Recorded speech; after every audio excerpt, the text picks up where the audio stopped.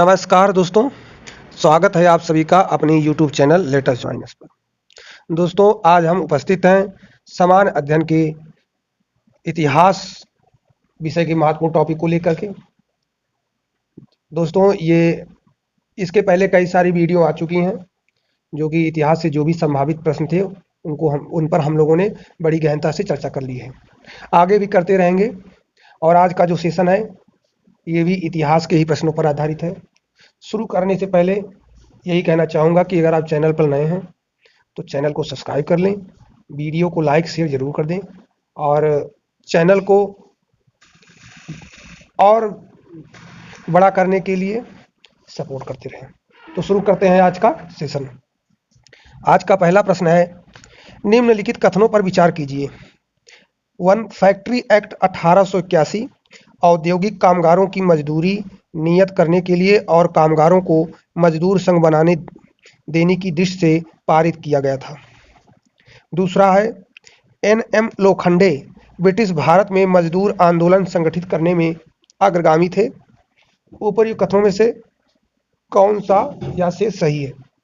केवल एक, केवल दो, एक और दो, दोनों, और ना तो एक ना तो दो। तो दोस्तों केवल दो यहाँ पर सही हो जाएगा। पहला वाला गलत है क्योंकि यहाँ पर किसी भी प्रकार के मजदूर संघ बनाने की आज़ादी नहीं दी गई थी। यहाँ पर सिर्फ दो सही हो जाएगा, विकल्प B. Akhil Bharatiya trade union Congress, जिसे ऑल इंडिया ट्रेड यूनियन कहा जाता है, के प्रथम अध्यक्ष कौन थे? दोस्तों इसके प्रथम अध्यक्ष लाला लाजपत राय जी थे। ये क्वेश्चन कई बार एग्जाम में पूछा गया है तो इसे अच्छे से यहाँ तैयार कर लें। अखिल भारतीय ट्रेड यूनियन कांग्रेस के प्रथम अध्यक्ष लाला लाजपत राय जी थे, विकल्प बी यहाँ सही हो जाएगा। All India trade union Congress के 1920 में बंबई में होने वाले प्रथम अधिवेशन की अध्यक्षता किसने की थी? तो दोस्तों इसकी भी अध्यक्षता लाला लाजपत राय जी ने की थी। यहाँ पर विकल्प सी सही हो जाएगा। दोस्तों इसके पहले वाला प्रश्न और ये वाला प्रश्न दोनों एक ही हैं, लेकिन जो प्रश्न की भाषा है वो थोड़ा परिवर्तित है। तो एग्जाम पैटर्न में यही चेंजेस देखने को मिल रहे हैं कि क्वेश्चन तो वही हैं लेकिन उनकी भाषा परिवर्तित है, जिससे बच्चों को समझने में, उसको सॉल्व करने में कठिनाई होती है। तो कमीशन कितने तरीके से सोच सकता है, प्रश्न बना सकता है, उन सभी तरीकों को जब तक हम नहीं जानेंगे तब तक पेपर करना ईजी नहीं रहेगा। तो दोस्तों इसी लिहाज से एक ही क्वेश्चन को कई तरीके से यहाँ पर डिस्कस किया गया है। अगला प्रश्न है, बंबई में अखिल भारतीय व्यापार संघ AITUC की स्थापना कब हुई थी? तो दोस्तों अखिल भारतीय व्यापार संघ, इसकी स्थापना 1920 में हुई थी। अब दोस्तों आपसे एग्जाम में AITUC का गठन कहाँ हुआ था ये भी पूछ सकता है, या इसका गठन कब हुआ था ये भी पूछ सकता है। तो यहाँ पर विकल्प ए 1920 हो जाएगा। कथन एक, साम्यवादियों ने 1931 में अखिल भारतीय ट्रेड यूनियन कांग्रेस को छोड़ दिया था। कथन दो, 1928 तक साम्यवादियों ने मुख्य राष्ट्रीय आंदोलन के साथ आगे और कार्य करना बंद कर दिया था। कूट इसमें कौन सा सही है? दोस्तों दोनों कथन अलग अलग सही हैं और कथन एक कथन दो का स्पष्टीकरण भी करता है। यहाँ पर विकल्प ए सही हो जाएगा। अखिल भारतीय, दोस्तों इसका मतलब ये है कि पहला कह रहा अखिल भारतीय ट्रेड यूनियन कांग्रेस को छोड़ दिया था कौन? साम्यवादियों ने। और 1928 तक साम्यवादियों ने मुख्य राष्ट्रीय आंदोलन के साथ आगे कार्य करना बंद कर दिया। कारण यही था जिसके लिए उन्होंने छोड़ दिया। तो दोनों सही है और व्याख्या भी करता है। विकल्प ए सही हो जाएगा। 1929 में नागपुर में संपन्न all India trade union Congress की अध्यक्षता किसने की थी? तो दोस्तों 1929 में कहाँ हुआ था? नागपुर में हुआ था। ये भी प्रश्न बन सकता है। संपन्न all India trade union Congress, इसकी अध्यक्षता पंडित जवाहरलाल नेहरू जी ने की थी। दोस्तों ये हो जाएगा विकल्प ए यहाँ सही हो जाएगा। इसमें आपका दो प्रश्न बन जाएगा। 1929 में कहाँ संपन्न हुआ था अखिल भारतीय ट्रेड यूनियन कांग्रेस का अधिवेशन? तो दोस्तों नागपुर में हुआ था। इसकी अध्यक्षता किसने की थी? जवाहरलाल नेहरू ने की थी। यह भी प्रश्न बन सकता है कि जवाहरलाल नेहरू ने किस अधिवेशन में, कहाँ के अधिवेशन में अखिल भारतीय ट्रेड यूनियन कांग्रेस की अध्यक्षता की थी? दोस्तों नागपुर 1929 में। यहाँ पर विकल्प ए सही हो जाएगा। निम्नलिखित में से किसने इंडिया ट्रेड यूनियन फेडरेशन की स्थापना की थी? अब यहाँ पर इंडिया ट्रेड यूनियन की स्थापना से संबंधित प्रश्न है दोस्तों। एन एम जोशी ने किया था। यहाँ पर विकल्प सी सही हो जाएगा। द्वितीय कम्युनिस्ट इंटरनेशनल में किस भारतीय ने भाग लिया था? कम्युनिस्ट इंटरनेशनल में द्वितीय था तो किसने भाग लिया था दोस्तों? मानवेंद्र नाथ राय, जिन्हें एम एन राय भी कहा जाता है। मानवेंद्र नाथ राय ने द्वितीय कम्युनिस्ट इंटरनेशनल में भाग लिया था। यहाँ पर विकल्प सी सही हो जाएगा। निम्नलिखित में से कौन सी एम एन राय की उत्प्रवासी साम्यवादी पत्रिका थी? तो दोस्तों एम एन राय की उत्प्रवासी साम्यवादी पत्रिका वैनगार्ड थी। कौन थी दोस्तों? वैनगार्ड। यहाँ पर विकल्प सी सही हो जाएगा। निम्नलिखित में से किसने वर्ष 1940 में रेडिकल डेमोक्रेटिक पार्टी का संगठन किया था? तो दोस्तों इसका संगठन एम एन राय ने किया था। किसने किया था? एम एन राय ने। यहाँ पर विकल्प बी सही हो जाएगा। एम एन राय, जिनका पूरा नाम है मानवेंद्र नाथ राय। विकल्प बी सही हो जाएगा। कम्युनिस्ट इंटरनेशनल का सदस्य बनने वाला पहला भारतीय कौन था? दोस्तों पहला भारतीय भी यही था, पहला शामिल होने वाला भी यही था। एम एन राय थे। इनकी पत्रिका का नाम था वैनगार्ड। यहाँ पर विकल्प ए सही हो जाएगा। भारत में 1918 में प्रथम मजदूर संघ की स्थापना किसने की थी? यहाँ पर 1918 में और प्रथम मजदूर संघ की बात की जा रही है तो दोस्तों बीपी वाडिया ने की थी। किसने की थी? बीपी वाडिया ने की थी। दोस्तों ये प्रश्न यूपी पीसीएस 2018 प्री में आया था और ये बहुत ही महत्वपूर्ण है कि भारतीय राष्ट्रीय आंदोलन में मजदूरों का विशेष योगदान रहा है। यहाँ पर विकल्प बी सही हो जाएगा। भारत में आधुनिक ढंग की प्रथम ट्रेड यूनियन की स्थापना 1918 में उसका नाम था दोस्तों मद्रास लेबर यूनियन। अब आपसे पूछ सकता है कि प्रथम आधुनिक ढंग से प्रथम ट्रेड यूनियन की स्थापना 1918 में हुई थी, उसका नाम क्या है? तो दोस्तों मद्रास लेबर यूनियन। यहाँ पर विकल्प डी सही हो जाएगा। निम्नलिखित कथनों पर विचार कीजिए। बीपी वाडिया एनी बेसेंट के होम रूल आंदोलन में सक्रिय रूप से सम्मिलित थे। ये बात सत्य है दोस्तों।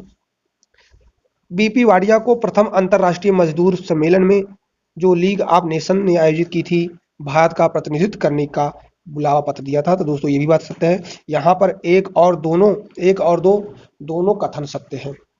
यहाँ पर विकल्प सी सही हो जाएगा। भारत के स्वतंत्रता संघर्ष के दौरान निम्नलिखित में से कौन मेरठ षड्यंत्र केस के कैदियों का बचाव करने के लिए आगे आया था? तो दोस्तों मेरठ षड्यंत्र केस के कैदियों का बचाव करने के लिए जवाहरलाल नेहरू और एमसी छागला आगे आए थे। यहाँ पर विकल्प सी सही हो जाएगा। ट्रेड यूनियन आंदोलन के क्रांतिकारी चरण का समय था। ट्रेड यूनियन का जो आंदोलन था उसका, जैसे ट्रेड यूनियन कांग्रेस की स्थापना 1918 में हुई थी और इनका एक जो है क्रांतिकारी चरण जिसमें ये बहुत तेजी से उभरा और अपना कार्य प्रसार किया। तो दोस्तों वो समय था 1926 से 1939 के बीच। यहाँ पर विकल्प भी सही हो जाएगा। भारतीय स्वतंत्रता संघर्ष के दौरान दत्त ब्रैडले सिद्धांत किससे संबंधित है? कौन सा? दत्त ब्रैडले सिद्धांत। तो दोस्तों दत्त ब्रैडले सिद्धांत साम्यवादी आंदोलन से संबंधित है। यहाँ पर विकल्प ए सही हो जाएगा। यहाँ पर सूची 1 और सूची 2 है, इनको सुमेलित करना है। जैसे पहला है यहाँ पर भारतीय कम्युनिस्ट पार्टी ए का आप हो जाएगा 2। इसे कहा जाता है सत्य भक्त। क्या कहा जाता है? भारतीय कम्युनिस्ट पार्टी सत्य भक्त। और भारतीय कम्युनिस्ट पार्टी इसके हैं सौमेंद्रनाथ टैगोर। और भारतीय बोल्शेविक पार्टी इसके हैं एन दत्त मजूमदार। अर्थात 2, 1, 3 सही हो जाएगा, विकल्प बी। निम्नलिखित लोक विदित मुकदमों में से कौन सा मुकदमा 32 अमूल परिवर्तनवादी राजनीतिकों तथा मजदूर संघ के सक्रियतावादियों की उस गिरफ्तारी से संबंध है जिसमें 3 ब्रिटिश साम्यवादी भी शामिल थे। तो दोस्तों, ये मेरठ षड्यंत्र मुकदमा है। इसे कहा जाता है विकल्प सी, यहाँ सही हो जाएगा। इसमें 3 ब्रिटिश साम्यवादी भी शामिल थे और यहाँ पर विकल्प सी सही हो जाएगा। निम्नलिखित में से किस केस की समस्त संसार में चर्चा हुई और अभियुक्तों के समर्थन में Albert Einstein, H G. Wells, Harold Laski तथा रूजवेल्ट ने सहानुभूतिपूर्ण टिप्पणियां की। तो दोस्तों, ये मेरठ षड्यंत्र मुकदमा था। इसकी जो है सहानुभूतिपूर्ण टिप्पणी Einstein, H G. Wells, Harold Laski और रूजवेल्ट तक ने की थी। दोस्तों, ये बहुत ही इंपॉर्टेंट क्वेश्चन है और ये यूपी पीसीएस प्री में पूछा गया है और ये बीपीएससी का भी बहुत जो है फेवरेबल क्वेश्चन है, तो इसे अच्छे से तैयार कर लें। यहाँ पर विकल्प सी सही हो जाएगा। भारत में मजदूर आंदोलन को जन्म देने का श्रेय मुख्यतः किसको जाता है? दोस्तों, रूस में हुई क्रांति को। दोस्तों, रूस में जो क्रांति हुई थी, इसने साबित कर दिया था कि क्रांति कहीं भी हो सकती है और क्रांति और ब्रिटिश सर्वश्रेष्ठ नहीं है दोस्तों, और क्रांति अभाव में भी की जा सकती है। तो इन्होंने लेबर वर्ग को बहुत ही ज़्यादा प्रोत्साहित किया था। तो यहाँ पर विकल्प बी सही हो जाएगा। 1929-39 के बीच मजदूर आंदोलन के मंद पड़ने का कारण था।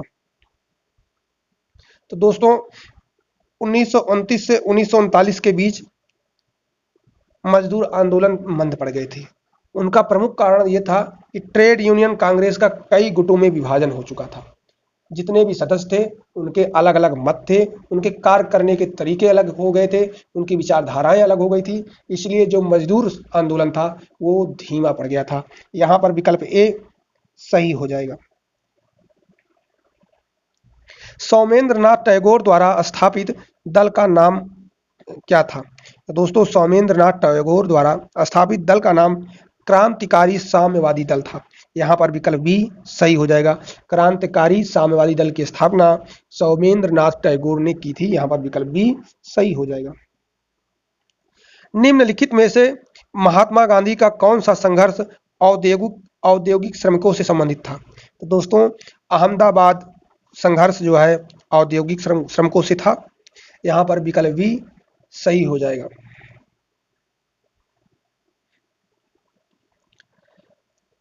कानपुर षड्यंत्र मुकदमा किस आंदोलन के नेताओं के विरुद्ध था? तो दोस्तों, कानपुर षड्यंत्र मुकदमा साम्यवादी आंदोलन के नेताओं के विरुद्ध था। यहाँ पर विकल्प सी सही हो जाएगा।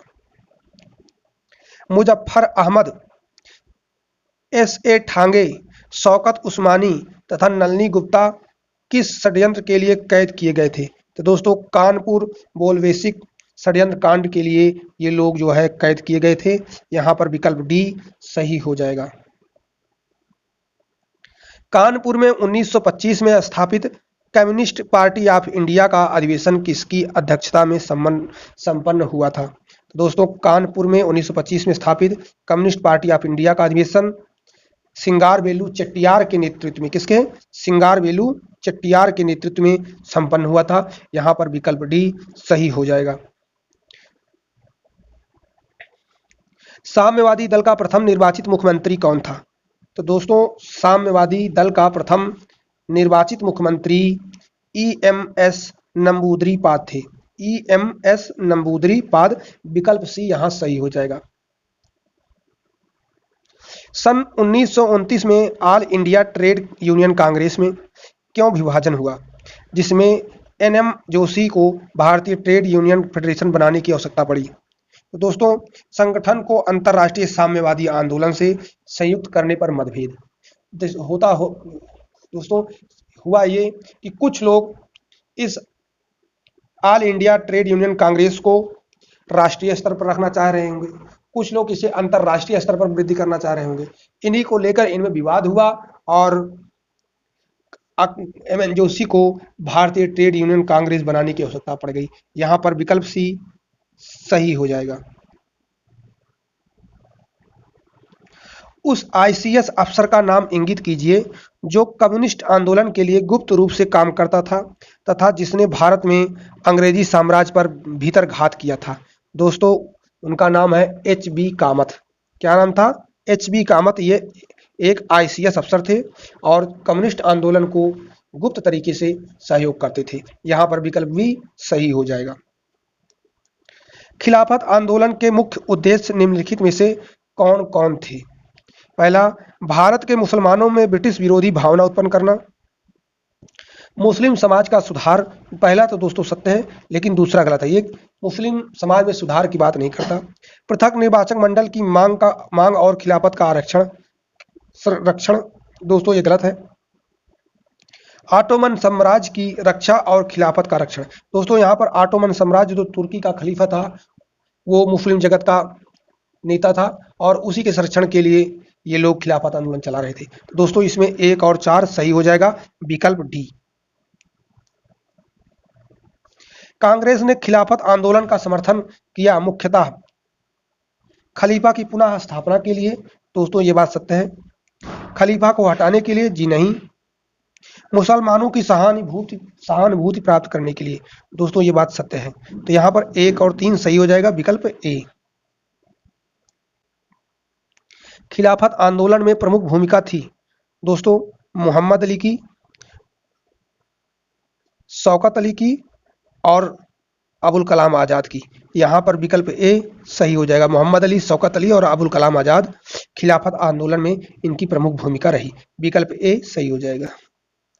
खिलाफत आंदोलन के प्रमुख नेता निम्नलिखित में से कौन थे? दोस्तों खिलाफत आंदोलन के प्रमुख नेता मौलाना मोहम्मद अली और शौकत अली थे। विकल्प ए सही हो जाएगा। 1920 ईस्वी का खिलाफत आंदोलन निम्न में से किसके नेतृत्व में प्रारंभ हुआ था? तो दोस्तों ये अली बंधुओं के नेतृत्व में प्रारंभ हुआ था। यहाँ पर विकल्प सी सही हो जाएगा। निम्नलिखित में से किसने खिलाफत आंदोलन का प्रारंभ किया था? नीचे दिए गए कूट में से सही उत्तर का चयन कीजिए। ए शौकत अली, दोस्तों ये थे, और बी मोहम्मद अली, ये भी शामिल थे। और दोस्तों 1 और 2 सही हो जाएगा, बाकी सभी लोग गलत हैं। विकल्प ए सही हो जाएगा। अबुल कलाम आजाद भी थे, लेकिन विकल्प मैच नहीं करेगा, इसलिए विकल्प ए सही हो जाएगा। निम्नलिखित में से कौन खिलाफत समिति में नहीं था? तो दोस्तों खिलाफत समिति में मजहरुल हक नहीं थे। यहां पर विकल्प ए सही हो जाएगा। खिलाफत आंदोलन के अग्रणी नेता थे। दोस्तों खिलाफत आंदोलन के अग्रणी नेता मौलाना मोहम्मद अली और मौलाना शौकत अली। विकल्प बी सही हो जाएगा। गांधी जी को किसने सावधान किया था कि वे मुस्लिम धार्मिक नेताओं और उनके अनुयायियों के कट्टरपन को प्रोत्साहित न करें? दोस्तों यह वार्निंग मोहम्मद अली जिन्ना ने दी थी। विकल्प डी यहां सही हो जाएगा। निम्नलिखित में से किसने महात्मा गांधी के खिलाफत आंदोलन में भागीदारी की भर्त्सना की थी? तो दोस्तों विरोध किया था। भर्त्सना मतलब विरोध होता है। M.A. जिन्ना, जिसको बोलते हैं मोहम्मद अली जिन्ना। विकल्प डी सही हो जाएगा। इस मिसाल में हम मुसलमानों को हिंदुओं से भिड़ा नहीं पाए। निम्नलिखित में से कौन सी एक घटना से एचिंसन के इस कथन का संबंध है? दोस्तों खिलाफत और असहयोग आंदोलन 1919 से 22 तक के बीच का जो कार्यकाल था हिंदू मुस्लिम एकता का, बहुत ही एकता का काल था, बहुत ही प्रगाढ़ संबंधों का काल था। और इसी को लेकर यह टिप्पणी एचिंसन ने की थी कि हम हिंदू मुस्लिम को लड़ा नहीं पाए। विकल्प सी यहाँ सही हो जाएगा। 1919 में अखिल भारतीय खिलाफत सम्मेलन का अध्यक्ष किसे चुना गया था? दोस्तों अखिल भारतीय खिलाफत सम्मेलन का अध्यक्ष महात्मा गांधी जी को चुना गया था। यहां पर विकल्प ए सही हो जाएगा। निम्नलिखित में से किसने खिलाफत आंदोलन को समर्थन दिया था? तो दोस्तों खिलाफत आंदोलन को समर्थन महात्मा गांधी जी ने दिया था। यहां पर विकल्प डी सही हो जाएगा। और मोहम्मद अली जिन्ना ने इसका विरोध किया था। महात्मा गांधी ने खिलाफत आंदोलन को सहयोग दिया था क्योंकि उनका विचार था कि महात्मा गांधी भारतीय मुसलमानों को ब्रिटिश सरकार के विरुद्ध अपनी ओर मिलाना चाहते थे। यहां पर विकल्प सी सही हो जाएगा। महात्मा गांधी मुस्लिम जगत की सहानुभूति का प्रयोग भारतीयता के लिए करना चाहते थे, भारतीय राष्ट्रीय आंदोलन के लिए करना चाहते थे, भारत की आज़ादी के लिए, भारत की स्वतंत्रता के लिए करना चाहते थे। इसीलिए इन्होंने अखिल भारतीय खिलाफत आंदोलन का समर्थन किया था। यहाँ पर विकल्प सी सही हो जाएगा। तो दोस्तों आज के सेशन में इतने ही प्रश्न थे, और भी महत्वपूर्ण प्रश्नों के साथ हम फिर हाजिर होंगे। लेकिन दोस्तों आप लोगों से यही कहना चाहूँगा कि चैनल को सब्सक्राइब, वीडियो को लाइक शेयर जरूर करें, क्योंकि बिना सपोर्ट के कुछ भी होना संभव नहीं है। और तैयारी तो हम जो भी संभव है कराते रहेंगे। जितने भी संभावित प्रश्न है एग्जाम में आने के, उन पर हम डिस्कशन करते रहेंगे, और जो भी सजेशन हो आप लोग कमेंट बॉक्स में जरूर बताएं। तब तक के लिए जय हिंद, जय भारत। चैनल को सब्सक्राइब कर लें।